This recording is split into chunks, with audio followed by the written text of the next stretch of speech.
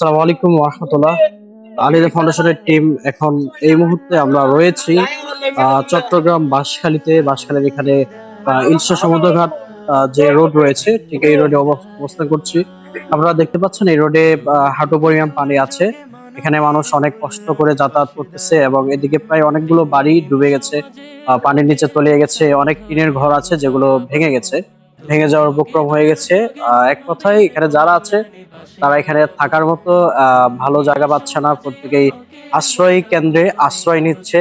তো আমরা দেখতে পাচ্ছেন পিছনে অনেক মানুষের জমজমাট ভিড় আছে, কারণ অনেক সংস্থা থেকে এখানে ত্রাণবাহী ট্রাক এসেছে এবং বিভিন্ন ধরনের সংস্থাগুলো থেকে তারা তাদের সামর্থ্য অনুযায়ী যারা এখানে অসহায় গরিব আছে, যারা ঠিকমতো খেতে পারছে না, থাকার জায়গা নেই, তাদেরকে সাহায্য করার জন্য বিভিন্ন গভর্নমেন্ট সংস্থাগুলো এখানে আছে। আসনা ফাউন্ডেশন আছে, আল হিদায়া ফাউন্ডেশন আছে, এরপর আরো অন্যান্য ফাউন্ডেশন গুলো আছে।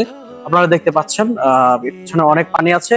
এখানে এটা হচ্ছে রাস্তার উপরে হাঁটু পর্যন্ত পানি যদি হয়, তাহলে রাস্তার নিচে যে বাড়ি ঘর গুলো আছে সেগুলো কিন্তু রাস্তা থেকে অনেক কিছু হয় সাধারণত।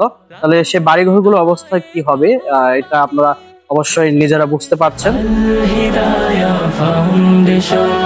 সত্যের সন্ধানে উম্মার কল্যাণে আল হিদায়া ফাউন্ডেশন।